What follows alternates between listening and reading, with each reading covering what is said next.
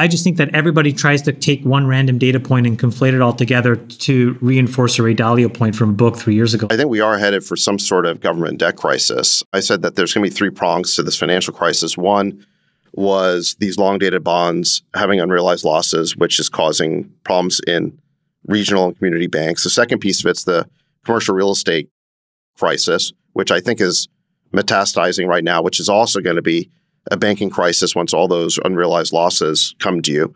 And the third piece of it is government debt crisis. We have this $32 trillion debt that we're now having to refinance at much higher interest rates.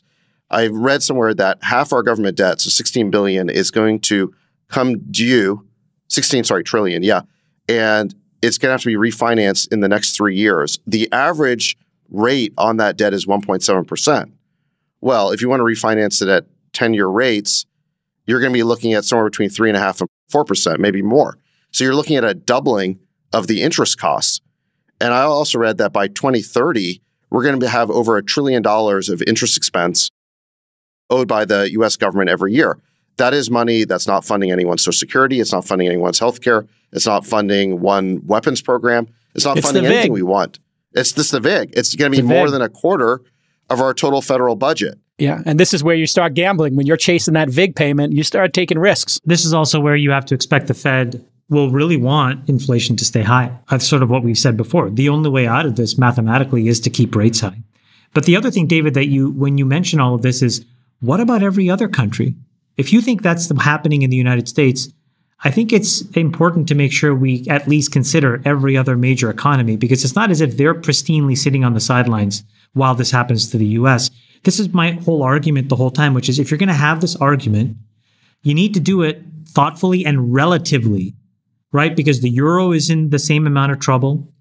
If you look across, it's not as if China is actually sitting pretty and smelling like roses either.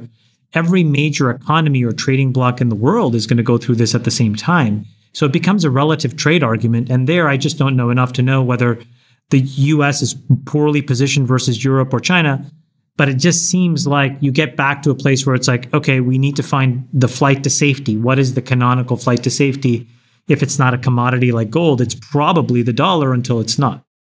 Yeah. Okay. Friedberg, obviously other countries have even more acute problems, higher debt to GDP, which means higher debt payments.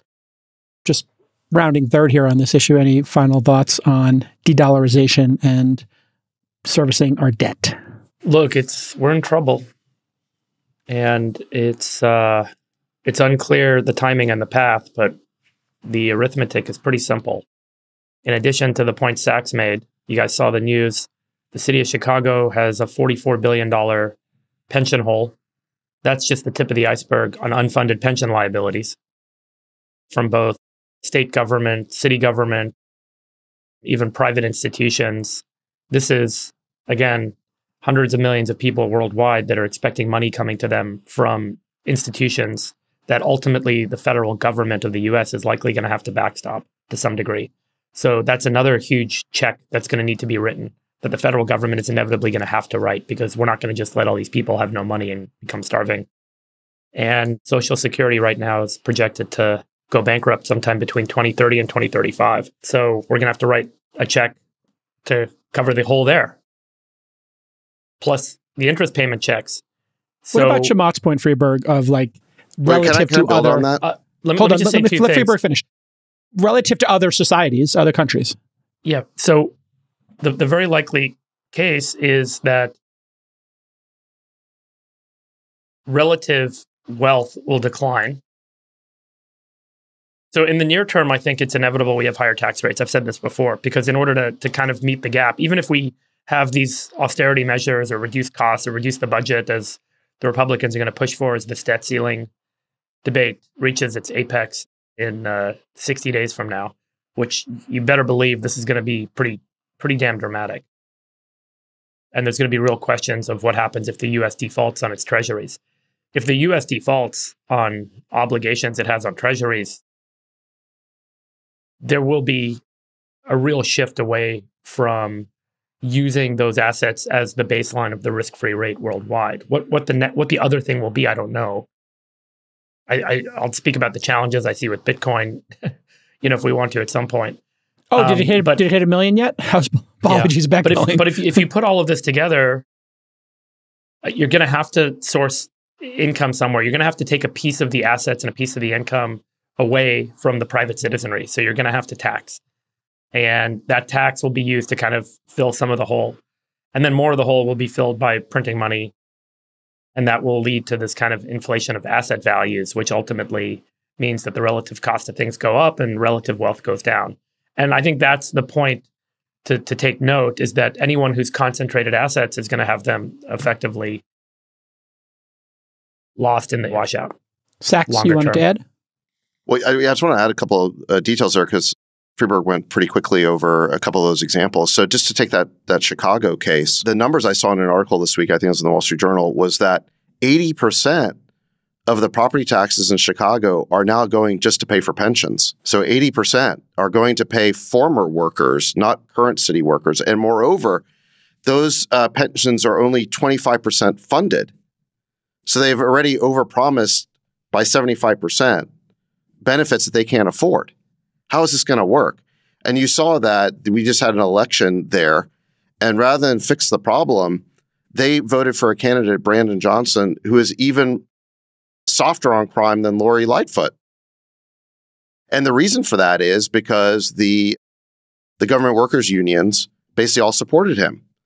So you have a situation in these blue cities and states where there's a massive civil service. They are the strongest special interest in local and state politics.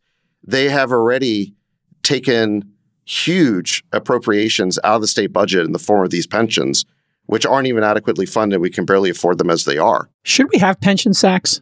What do you think? Should we just have people doing 401ks? Sure. So what happened in the 1980s when there was a lot of pension reform in the private sector is you move from defined benefit to defined contribution. So you started having more defined contribution like 401k.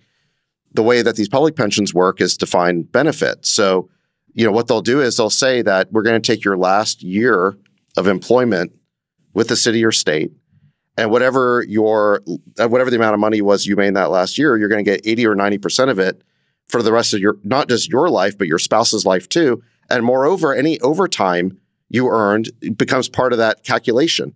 So everyone knows this game. And so what you see is in their final year, state or city employees will load up on the overtime. They'll earn twice as much. And then they'll get 90% of that. Yeah. They get 90% of that for the rest of them and their spouse's life. We just can't afford to have rules like that don't make any sense. And so, but the point is that the benefit that's been defined bears no relationship to the amount of money that's gone into these pensions, right? And so you have a simple solution here. You have a huge unfunded liability. Yeah. But to Friedberg's point, every blue city and state in the country is going to have this problem. And who's going to pick up these expenses? You bring up great points, but you just mash them all together in this mashed potato of random things like unfunded pension liabilities, yuan, renminbi, reais trading, and they're like the same thing. They're not the same thing. They're driven by two different subjects here, but we're talking about the existential you just kind of throw them in this like amalgam soup, and out comes like these prognostications. So I'm just saying, like, these are important topics, but I'm just saying I do think they're motivated by totally different things, and they're not related as much as we think they are related. I think they're related. Let me walk you through how they're related. Okay, I want to hear how the reais yuan trade is connected to the Chicago pension system. The holes need to be filled. So the money is not going to just not get paid to the pensioners. Social Security is not going to go away. Just like we saw in France, if you start to do that, you have revolutions in the street. There's literally bonfires at intersections in France, in Paris today, because people don't want to wait another 2 years before they get their pension payments. So ultimately, that check has to be written. When you add up the column of how much money is not on the balance sheet today, how much liability is not on the balance sheet today, that is ultimately going to have to get paid out, and the US government is going to print money to pay it out, it indicates that there is a higher degree of uncertainty on whether or not I'm actually going to get the value back for the bonds that I'm buying in US dollar denominated form, or that the US dollar is actually going to be strong enough to cover the cost, or has enough kind of, or has too much volatility because of this uncertainty.